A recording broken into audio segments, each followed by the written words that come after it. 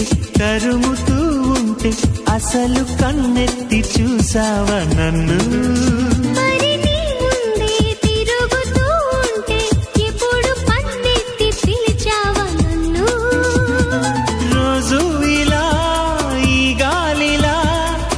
చెవిని తాకేది నేనేగా